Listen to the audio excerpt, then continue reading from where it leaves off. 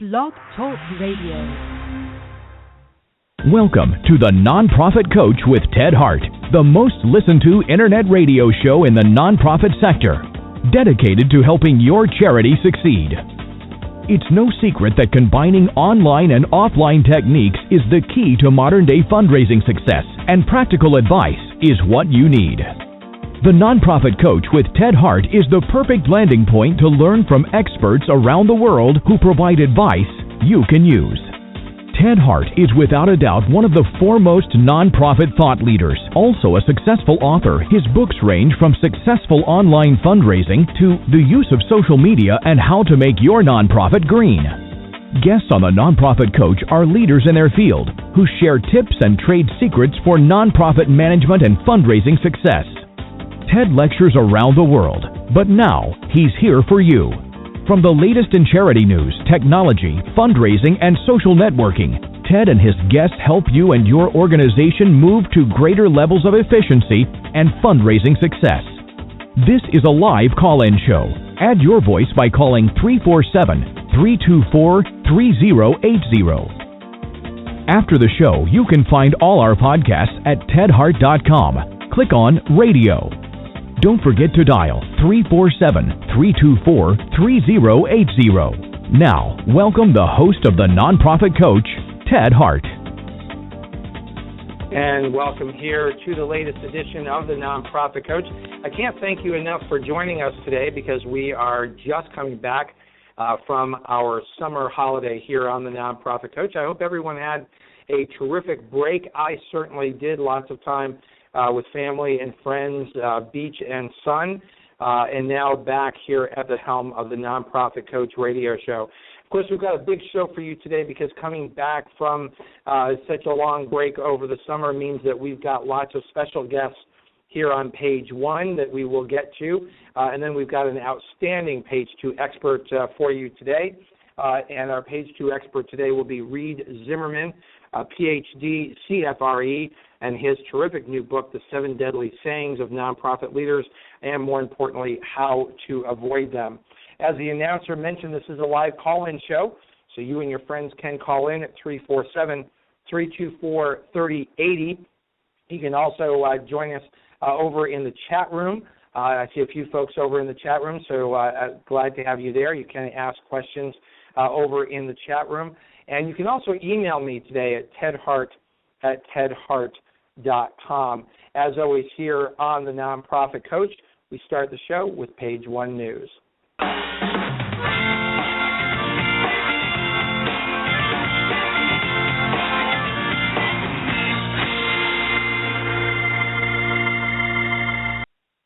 Page one news, we generally are sent many links for various topics for us to follow here on page one news, and we will have that for you again starting next week. We'll have a few of those over at tedhart.com. But again, just coming back off from the summer break, we have so many of our experts that we need to get caught up with. We need to learn from them and get updates from them. And one of our good friends over at Blackbaud, Catherine LaCour. Catherine, do I have the pronunciation of your last name correct? You sure do. Terrific. Catherine, you're here with us from Blackbaud. You're the Vice President of Corporate Marketing.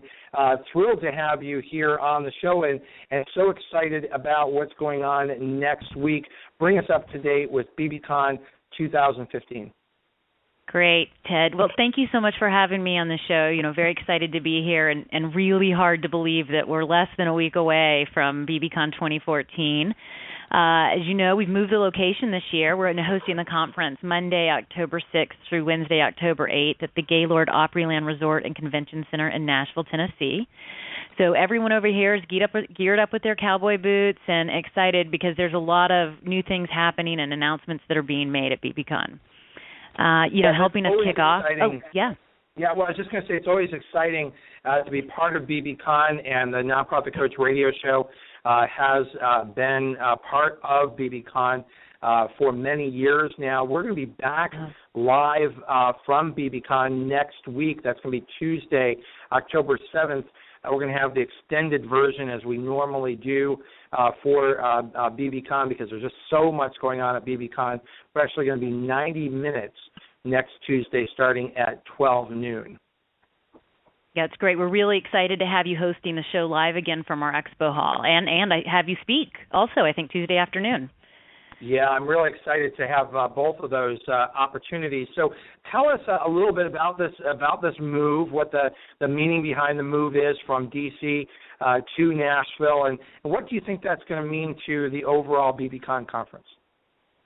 Yeah, so the move this year was, just to allow, we're actually moving to Austin next year as well, so we're excited about that. And this is just an opportunity to move BBCon around to give the opportunity for hopefully more nonprofits to come. I mean, we will be back in D.C., I am sure, in the future. Just excited to go someplace like Nashville where there's a lot of energy and a lot of excitement. For example, one of the opportunities that we have by going to Nashville is that we have singer-songwriter Phil Vassar joining us Tuesday evening. And what Blackbaud wanted to do is put on a special concert to celebrate and thank, all the nonprofit attendees that are there for all the hard work they do and all the great work that they do in the world. So, moving to someplace like Nashville gave us an opportunity to put on a special concert like that. Well, that sounds like a lot of fun to begin with. But tell us about the registrations and how big is. I mean, we've been part of BBCon for many years, and it just seems to keep getting bigger and bigger every single year. And even before you started growing like that, I always would tell people that one of the best run conferences anywhere in North America is the Blackbaud Conference, now known as BBCon. It just keeps getting bigger.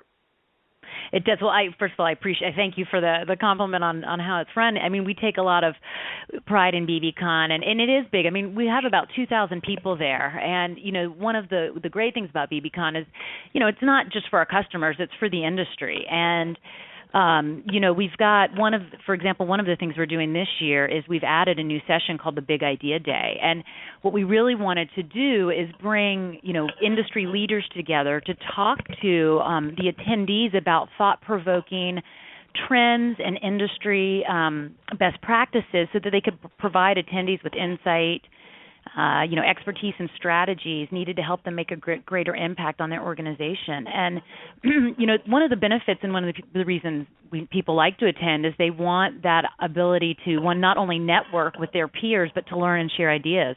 And we're going to have over 160 sessions that allow them to do that, and many of these sessions qualify for CPE and CFRE credits.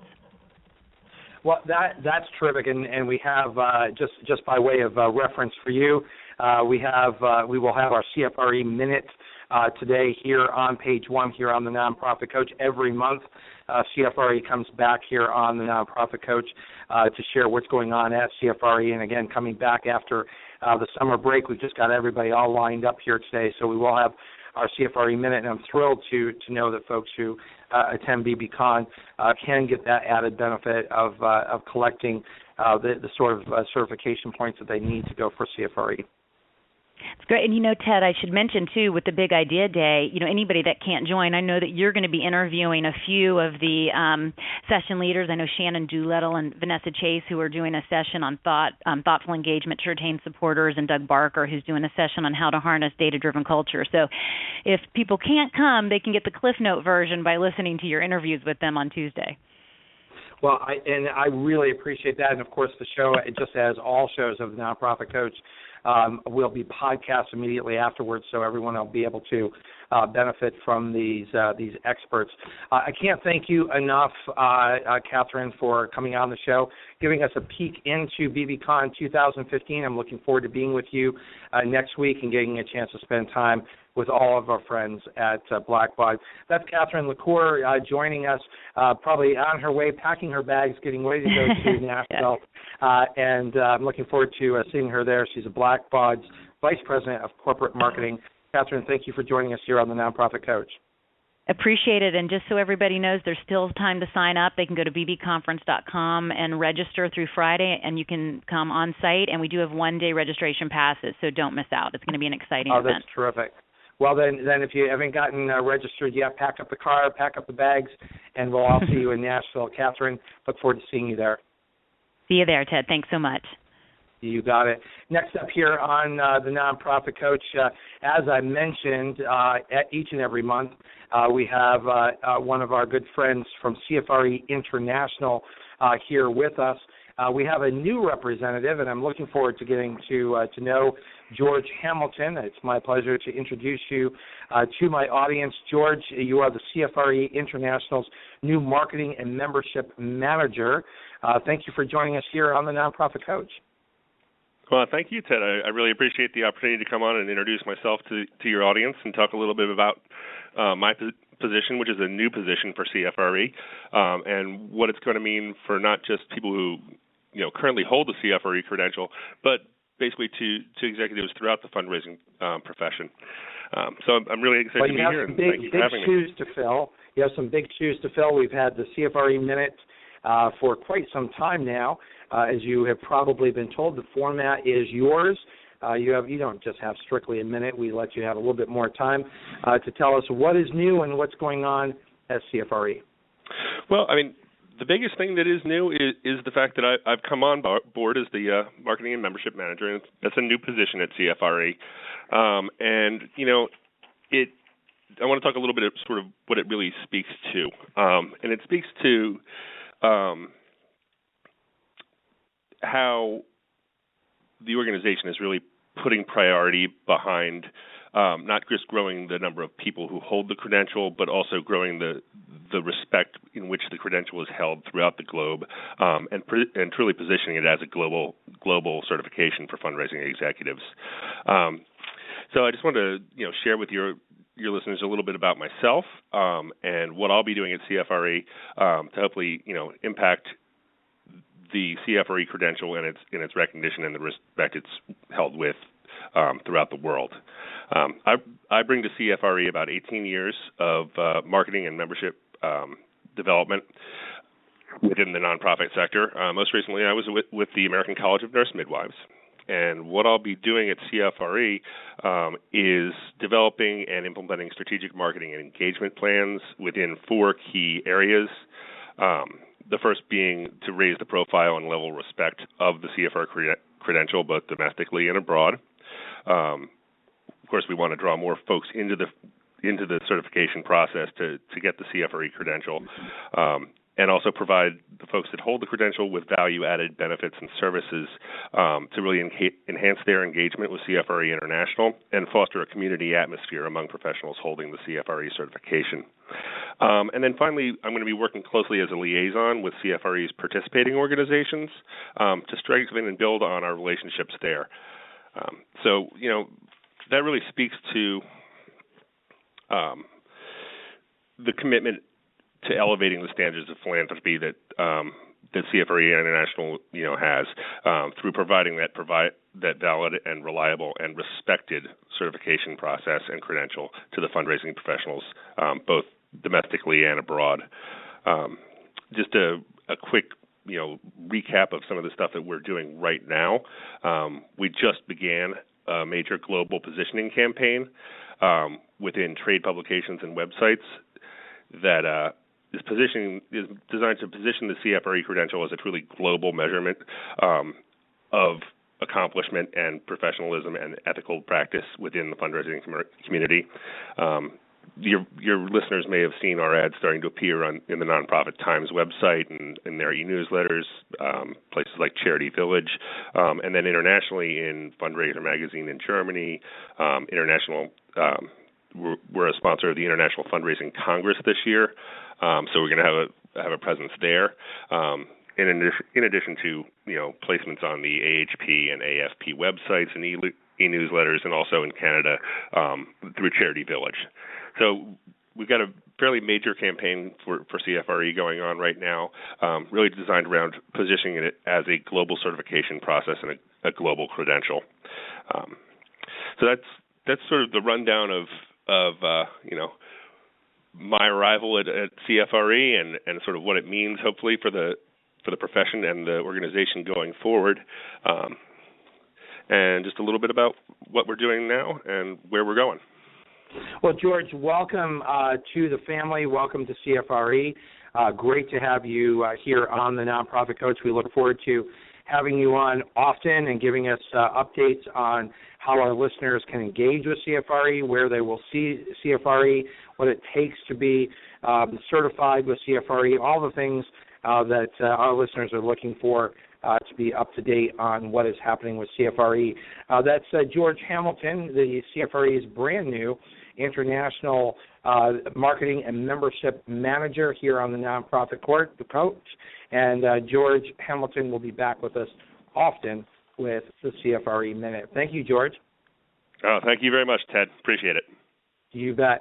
Next up here on page one news is another longstanding friend of the Nonprofit Coach, of course, our good friends over at GuideStar. Lindsay Nichols has been with us for a very long time, and she has a new colleague who we are introducing to our listeners today. Gabe Cohen is with us today, and he's the Media Outreach Manager for GuideStar. Welcome here to the Nonprofit Coach. Hi, Ted. Thanks for having me on. It's nice to meet you. Well, Gabe, it seems like the day for new people with all of our regular updates here. We come back from summer and everybody's got new jobs and new positions. So thrilled to have you here. The partnership that we have with GuideStar and helping our listeners understand the importance of GuideStar. As you've probably been told over at GuideStar, we speak often here on the Nonprofit Coach of the 6 pillars of success for nonprofit organizations. And the number 2 most important thing that successful nonprofits in the United States can do is to have a strong GuideStar strategy. And that's one of the reasons why we have GuideStar on every month here on the Nonprofit Coach, because we're big fans of GuideStar. Gabe, you're now representing them, so it's up to you to provide us with the GuideStar Minute. Well, I appreciate the opportunity, and there's a few things that I wanted to share with your listeners today. The first thing that I wanted to share is that we recently released the 14th annual edition of our GuideStar Nonprofit Compensation Report, which remains the only large-scale nonprofit compensation analysis based entirely on IRS data. This report gives nonprofits the information they need to establish appropriate compensation and to demonstrate to grant makers, oversight agencies, and individual donors that the salaries and benefits they offer their executives are justified. I have a few highlights from this year's report, which is based on data from 2012. The report found that for a 14th year in a row, median compensation for female CEOs lagged behind that of respective male CEOs by up to 23%, depending on the organization's size. It also found that only 17% of organizations with budgets larger than $50 million had a female CEO, compared to smaller organizations with budgets less than $1 million, the majority of which do have women CEOs. So we still are dealing with quite a gender gap when it comes to the nonprofit sector. In addition to that gender gap, the report also found that the economic uncertainty continued to affect compensation increases in 2012. Although salaries for CEOs retaining their positions had the highest percentage increase since 2008, which may indicate a sign of light at the end of the recession tunnel. To find out more information about this year's report or to purchase a copy, your listeners can go to guidestar.org/compensation. Well, that's exciting.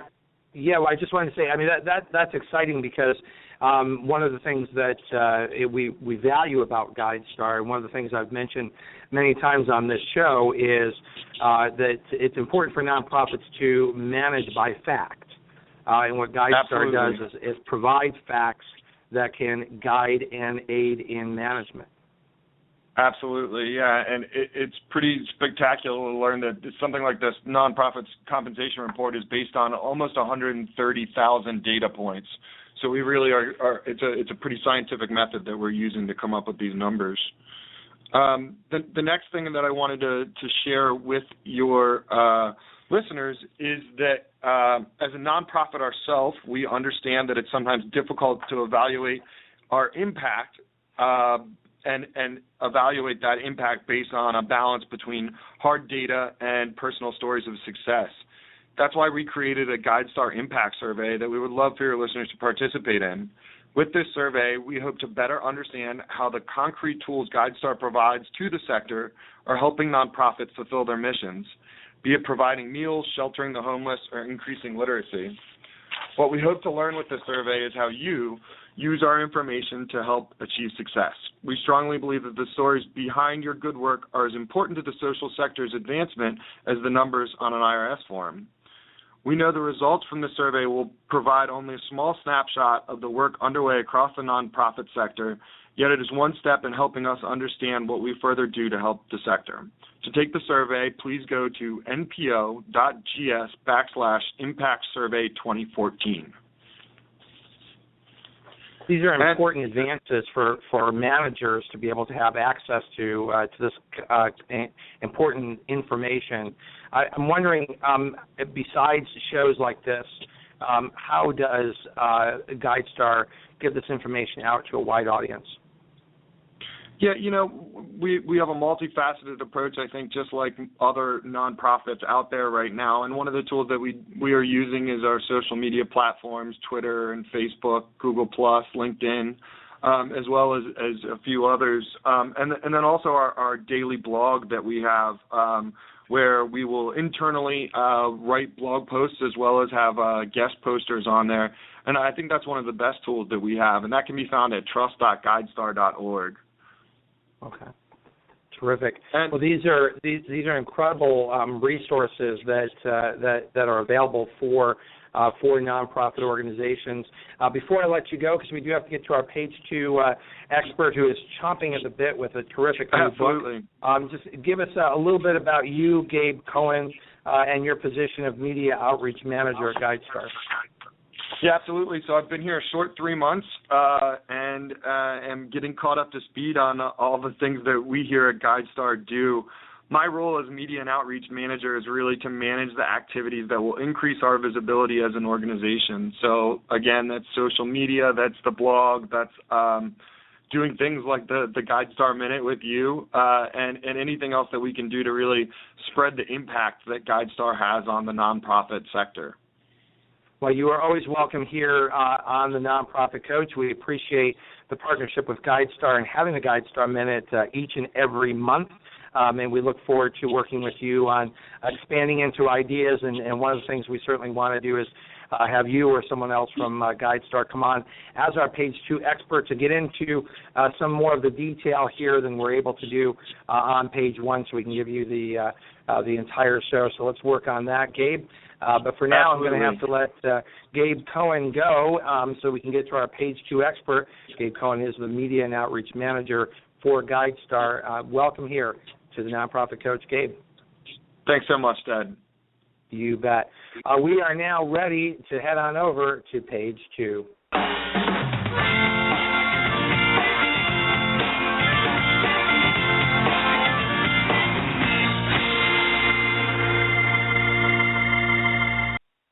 Now, don't forget that this is a live call-in show, so you can call in at 347-324-3080. Just press the number 1 button to let me know that you'd like to ask a question. I'll raise your hand here on the switchboard. My page 2 expert today is Reid Zimmerman. He lectures around the world. He is an organizational and development, fundraising, evaluation, and strategic planning teacher and consultant with 30 years of experience in the nonprofit sector. Dr. Zimmerman is professor of practice at Hamline University of Business, teaching in the areas of nonprofit and public administration, leadership, and management. He also serves as adjunct faculty at the University of St. Thomas Graduate School of Business. So this guy's got long business credentials, which we love to have here on the Nonprofit Coach. Mr. Zimmerman has been credentialed as a CFRE, so he's probably smiling from ear to ear as he's hearing our CFRE Minute and the connection to the BBCon conference. He is here with us today as our page 2 expert, having just written a terrific book he's going to tell us about today, The 7 Deadly Sayings of Nonprofit Leaders, Avoiding Them in Your Organization, just published this year by CharityChannel Press. Welcome here to the Nonprofit Coach, Dr. Zimmerman. I'm delighted, Ted. Thank you for having me on today. I'm curious to start off by giving you an opportunity to fill in the blanks of what I may have not emphasized enough or didn't quite get right about the introduction. Your experience, your background on this topic area is very impressive. Thanks, Ted. I guess, as one of my colleagues likes to call me, I consider myself a nonprofit pracademic. combining both practical experience of 30 years working in the sector as an executive director, communications director, vice president of development, a number of different positions that have provided me some of the hard knocks experience of what goes on, can go on, or should go on in the sector itself and in organizations. And then for the last pretty much close to a decade, I've had the opportunity and challenge of teaching graduate courses and undergraduate courses in nonprofit management and leadership. And it's exciting to see some of the quality of young leaders that's coming to the fore in our sector. I have been challenged by them and continue to be excited to share with them what I've learned over these past 3+ decades. Well, we certainly have reason to feel good about the future of the sector with so many thoughtful new young leaders coming into the sector. Your new book is part of the In the Trenches series published by CharityChannel Press. As you know, they're strong partners here of the Nonprofit Coach, bringing us top academics and practitioners like you. I have to say, when I saw the title and they presented me with this book, The 7 Deadly Sayings of Nonprofit Leaders, I have to say I didn't know where you were going with this, because I didn't know what could possibly have been meant by a deadly saying, and were they just words that if you utter them, they're literally horrible things to say. But then I realized as you were going through this, I think John Pratt, the executive director of the Minnesota Council on Nonprofits, sort of sets the stage here in saying that this is an effective and jarring wake-up call for nonprofit boards and managers. And so I'm taking from that and from my read of the book that you intend to be provocative and you intend to shake people loose from where they're sitting right now. Is that right? Well, Ted, there's nothing better than a good story to set the stage for challenging discussions and challenging conversation. And so the 7 Deadly Sayings is really a kind of takeoff on the 7 Deadly Sins right. brought to us by Dante and his associates. But so often I've seen, as I work with nonprofits, very malicious, maligning, and malignant things going on in nonprofits that, unless they're addressed, unless they're treated, unless they're considered and challenged, will in fact lead to a nonprofit's demise. And if not outright demise, certainly an inability to function as fully and completely as anybody affiliated with the organization would want. I as a CFRE, and as you just talked about with the CFRE Minute, I get called into nonprofits to help them fundraise quite often. People say, there's a shift in our funding, and we need some help now fundraising from individuals, or we need some help with major donors, or we want to do a capital campaign feasibility study. Come in and help us, Reid. The challenge that I find all too often is that the problem is not about fundraising. The problem that they're dealing with is more about governance or leadership, or it's about policies and process that they're using or not using. It's about implementation of good business practices in their organization, issues of structure, a variety of things that need to be corrected before they can get into doing appropriate, adequate, and effective fundraising. So what I tried to do in the book was draw out some of these issues, and it really was formed around the basis of a number of other products or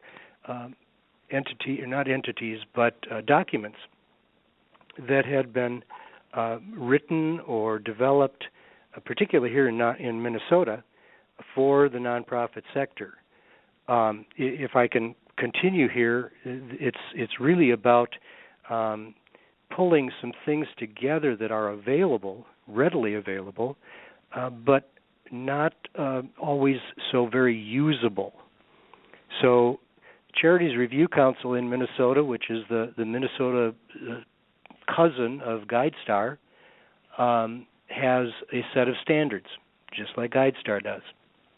The National Baldrige Quality Award, is available for nonprofits to use, as well as to for business organizations and educational organizations.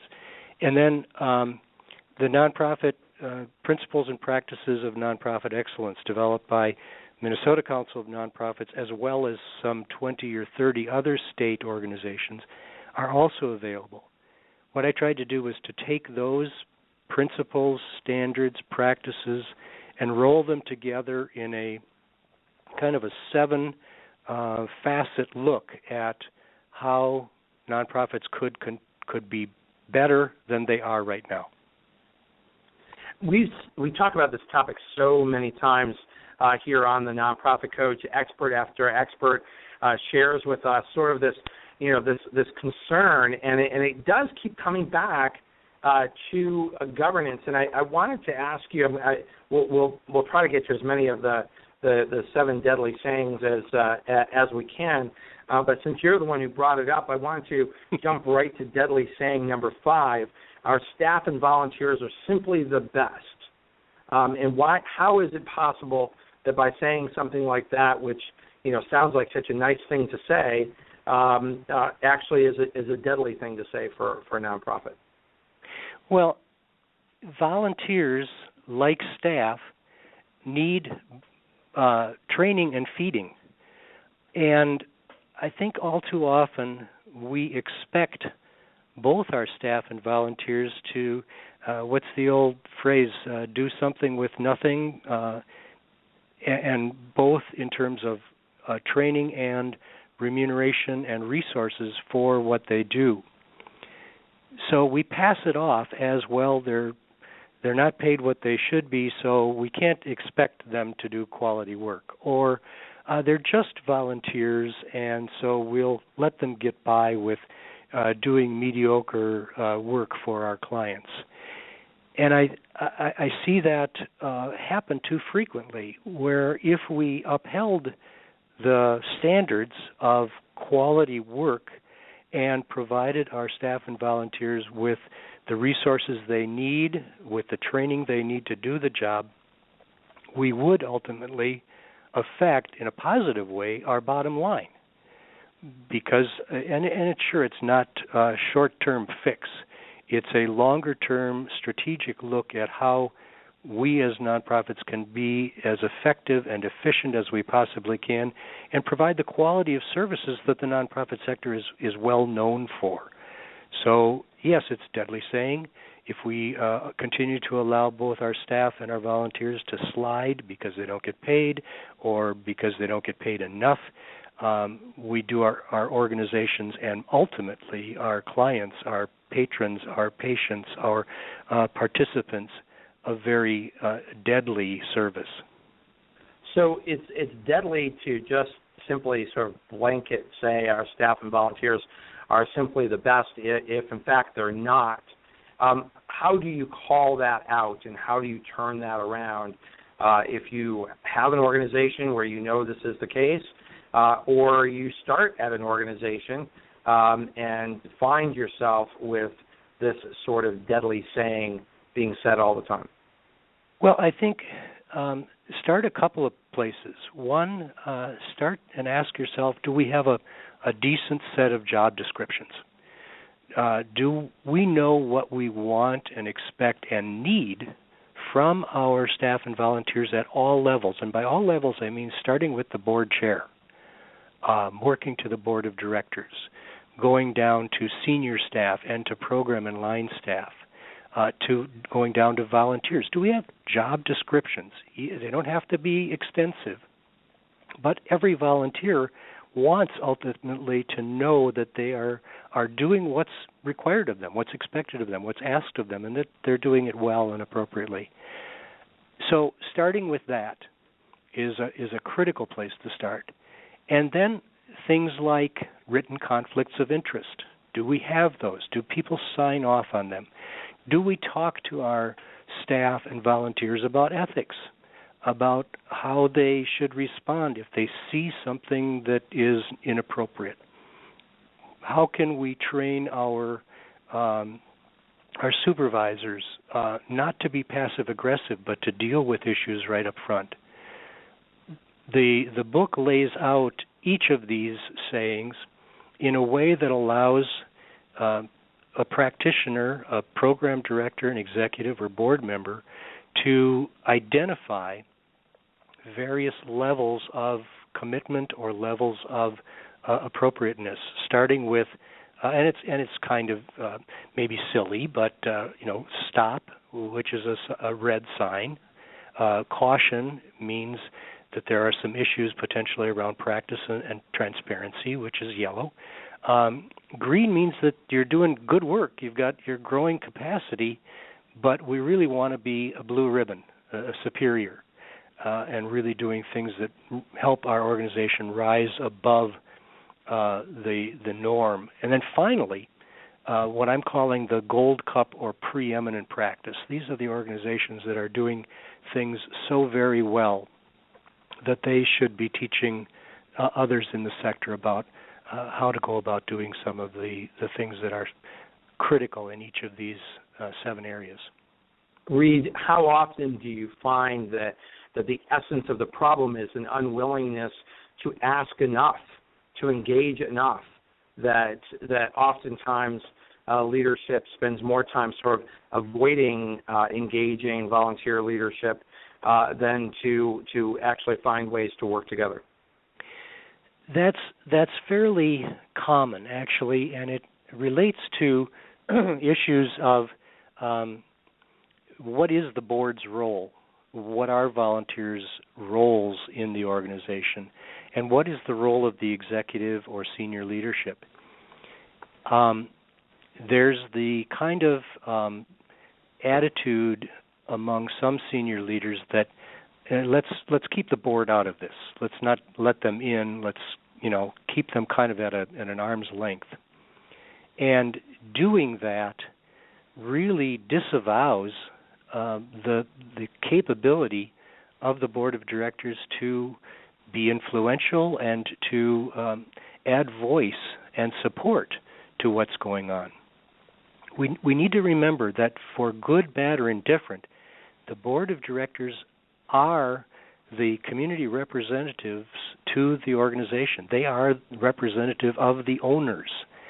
I've heard many students and new nonprofit leaders talk about my organization, my nonprofit, and I correct them very, very quickly that no, a nonprofit is not owned by you. It's not owned by your board of directors. It's owned by the community. And the board of directors are the representatives of that community. Now, if they're not well representative, if they're not well positioned, then change some of the board members. Ask some of them to resign. And I think there's always a reticence to engage that and to have high enough expectations, perhaps on both sides of the ledger. Yes. The board needs to hold the executive accountable and help them to rise to the occasion. And if that's training that the executive needs, get them the training. If it's a deficit in the ability of an executive to do some piece of the organizational management, then find someone else to help with that piece. On the flip side, the executive and senior leadership needs to hold the board accountable. They need to remind the board of their responsibilities, and that means every board member needs to understand the financials. Every board member needs to understand I think that's often for a lot of our listeners, that's the tough part, because these are the people that hired you. These are the people who do your review. And how do you create a culture that they're holding themselves to a higher standard, that they're understanding that perhaps just as they're holding the chief executive hopefully to a high standard, they need to turn that mirror around? These are serious discussions that need to happen. They are not easy discussions, and this is where sometimes our passive-aggressive natures want to just let things slide until it gets to the blow-up stage, and then everybody blames everybody else. I think that the place to start with that is a very good, honest conversation between the executive director and the board chair. And both of those people need to agree that they will work together, that they will identify deficits, that they will talk openly about them, and that those two people, or perhaps three, maybe the vice chair or the treasurer, along with the executive, need to come to an agreement on how frequently they need to meet to deal with some of the issues. And then it's the responsibility of the board chair or the board chair and VP to identify to the board, here's what we need to do. It shouldn't be left to the executive director to call the board to account. Ray, I'm so glad that you brought that up, because that relationship between the chief executive and the board chair, I think, is the starting point and is the area that there needs to be frank and open and regular communication outside of the board meeting. And then to look at how is the board structured. What are the pieces? Is the board just getting together, as I've seen too often, once a month for coffee and donuts and patting each other on the back and going about their merry way? Or are they really understanding and reviewing what the fiscal position of the organization is, what its staffing and structure is that's going to meet the excellence and efficiency standards that it wants to set for itself? How is it operating? Does it have a committee structure that really supports the work, or are there committees that should have been disbanded years ago, or are there things that are not getting done because you don't have time at a board meeting? All of those issues are paramount to helping an organization structure and grow efficiently. Exactly. Reid, we're going to take a very brief break here. When we come back, and I definitely want you to cover the sayings that you think we need to cover today, but when we come back, I want to ask you to help us understand the deadly saying number 7. We're doing pretty well this year, because I really could not agree with you more, and I want to make sure that our listeners understand why you feel that is one of the 7 deadly sayings that nonprofits can say. And we'll be right back after this break. Thanks, Ted.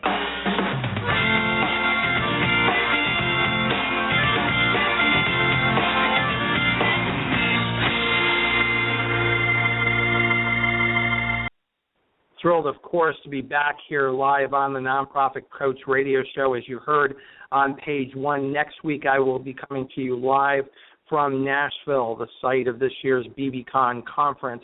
We have the special annual extended version of the Nonprofit Coach, again, starting at 12 noon Eastern, but we're going to be going for an hour and a half for this show. And I wanted to just let you know some of the folks who you're going to be hearing from live next week from BBCon. Sharon Doolittle and Vanessa Chase are going to be with us. Show the love, thoughtful engagement to retain supporters. Mary Pat Donelon is going to be with us talking about Razor's Edge NXT and Financial Edge NXT, the announcement through the thought leadership perspective that was mentioned earlier today. Leading with strategy, which I think is part of what Reid is talking about today. Budget for goals and engaging your leadership. Tom Pate and Tony Bohr is going to be with us there. And then Leadership 2.0, again, driving right into what Reid is saying today. Doug Barker is going to be with us, and how leadership can use data appropriately to grow your organization and manage your organization. So don't miss that really packed show live from BBCon next week here on the Nonprofit Coach. When you have a great idea and need to work with others to bring it to life, how do you do it? Sometimes it's tough because the people you work with are in different places, with different schedules, using different devices. Google Apps lets you bring ideas to life with others. Here's how. Start with email that offers more. Gmail does more than send and receive emails. It connects people and lets you chat instantly, while viewing a snapshot of your team's relevant activities and access to everything they've shared with you. With Google Docs, there's only one version for everyone to work on. Share easily with the right people without email attachments or compatibility hassles. And work together on the same docs at the same time in a way that simply makes sense. Edit and interact easily with integrated social commenting.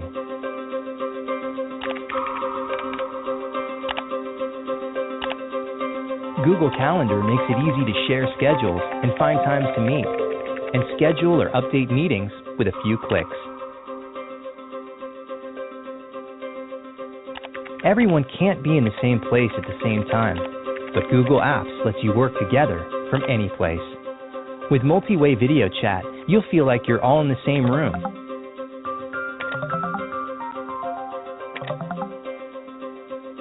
While screen sharing and integration with Google Docs lets you work with more people from anywhere, on any device, even on your mobile phone or tablet. Work with any team at any time, from any place, on any device. Google Apps. Work in the future, today. To learn more, go to google.com/apps. Remember, our podcasts and archives are always available 24 hours a day at tedhart.com. Click on radio links. If you're listening live today, the phone lines are open. Call in and ask a question by dialing 347-324-3080. Now, back to the Nonprofit Coach with Ted Hart. And we are live here with Dr. Reid Zimmerman. His book, published by the CharityChannel Press, is the 7 Deadly Sayings of Nonprofit Leaders and How to Avoid Them. Reid is looking to shake up the nonprofit sector with effective and a jarring wake-up call for nonprofit boards and managers. So why is it not a good thing to say, well, we're doing pretty well this year?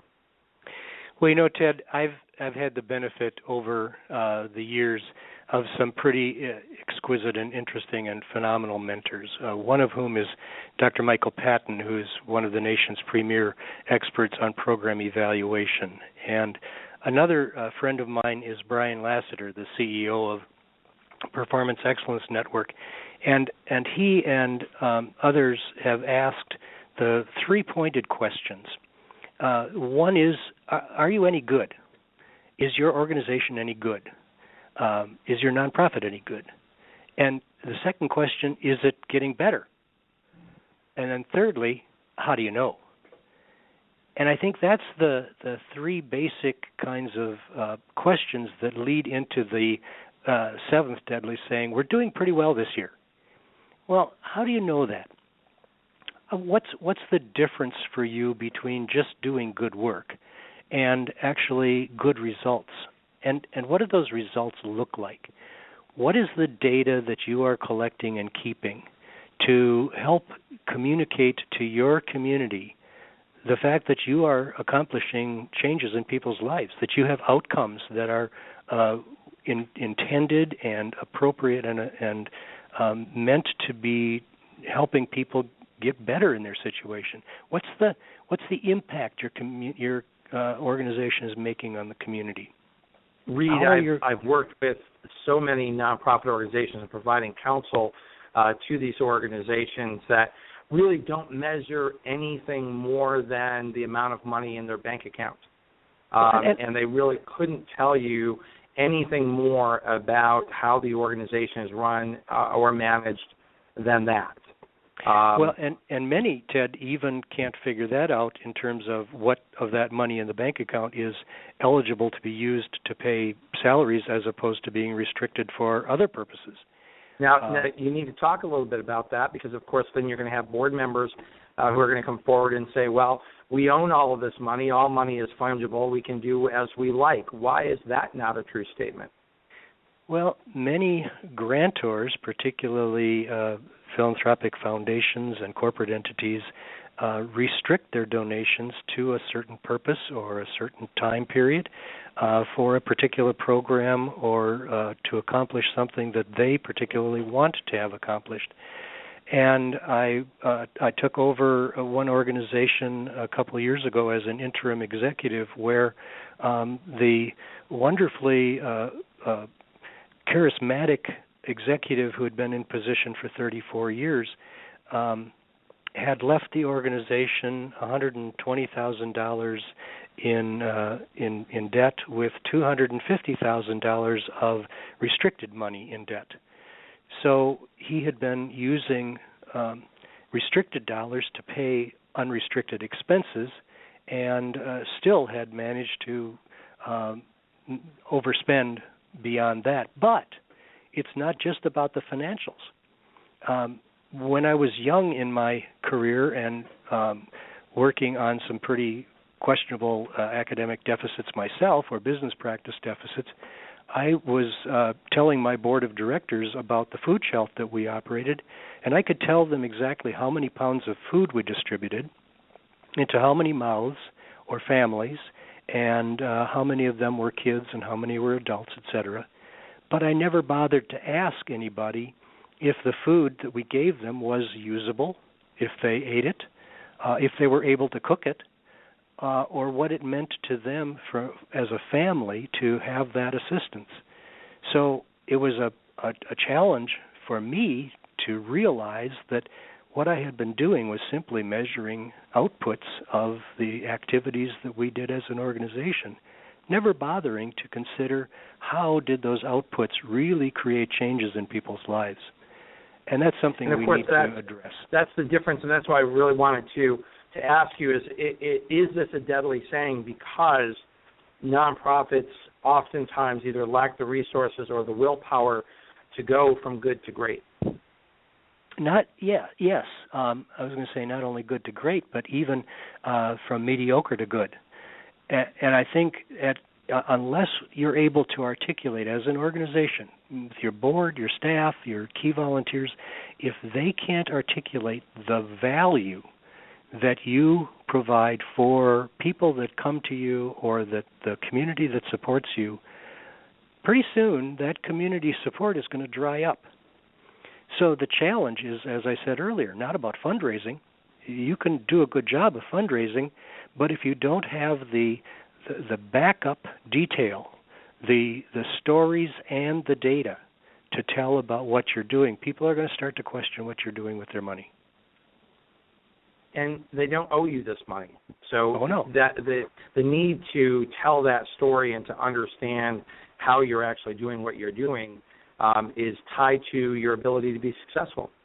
And just recently here in Minnesota, we've had a situation where the FBI came into one of our nonprofits and seized financial records, computer hardware, and shut them down, leaving both the employees without jobs and the clients without a place to go for service, because the board of directors was not paying attention, because there were some questionable financial practices, because the executive director was potentially not necessarily fulfilling his responsibility to the community. All of those things are about management, leadership, governance, strategy, practice. And then when you get that house in order, then you can go about doing a great job of fundraising. It'll be easy and it'll be fun. Exactly. We have about 6 minutes left here on the show. These always go much faster than we would like, particularly when we have such a thoughtful guest as you. You have 7 deadly sayings. We've had a chance to delve into 2 of them. Is there one other that you want to draw out and draw attention to? And then I want to make sure that you tell my listeners how they can reach you, and we need to accomplish all of that in 5 minutes. Okay. Well, I would say the one that I get a kick out of, it was not only here in nonprofits, but it's in many places. It's the statement, "We've never done it that way before." Oh yeah, or we've always done it this way. And there was a statement, and I'm not going to be able to attribute it right now. I should, but the statement is, if you've always done it that way, you're probably doing it wrong. because we need to constantly be updating and addressing our processes, how we go about doing something. Times change. Electronic databases make things a lot better and different than they were with 3x5 cards. Or at the very least, even if it doesn't necessarily have to change, are you appropriately challenging yourself to ask that question, or are you quite literally just doing it the way we've done it in the past? Exactly. And asking the question, is there a better way? Is there a faster way? Is there a less expensive way to accomplish something? And establishing that culture in your organization that's constantly looking for it, as opposed to saying, well, this is the process we've got, we'll just keep doing it. That's a totally different attitude that needs to be prevalent in an organization that is going to get better. You won't do that without looking at how you go about doing something. That's step by step. Asking those questions of yourself, challenging yourself, and this is an area properly challenged where a board of directors can be called to the fore to bring their business acumen, their connections in the community to help rethink the processes that you've always used. Yes, but with a bit of caution, because sometimes board members will want to jump into changing organizational programmatic processes when they really don't have a good sense of what's really going on in an organization. This is often particularly true when board members are also program volunteers. They see things that could be better, and they try to address it as an individual board member carrying that so-called authority, and the staff is really confused. Who are we reporting to, the executive or the board member? Board members need to remember that they act only as a group. Right. They are policy setters, and they need to act as a group. However, not individual bosses of the chief executive. Exactly, and they need to encourage the executive to be making appropriate process improvements as they go along, but they should not be stepping in to assert their importance and their not position. Making the decisions themselves, but exactly. Creating the culture to challenge and ask the appropriate questions and to seek the appropriate answers, not to come in, roll up the sleeves, and do all the changes themselves without having the context of running the day-to-day of the organization. Reid, again, we're so thankful of you and CharityChannel Press. Terrific book in the Prince's series, The 7 Deadly Sayings of Nonprofit Leaders and How to Avoid Them. Dr. Reid Zimmerman, how can my listeners reach you? Best way is for them to send me an email, and that is Reid A. Zimmerman, ReidAZimmerman @gmail.com. And Reid, I'll be happy to respond to that.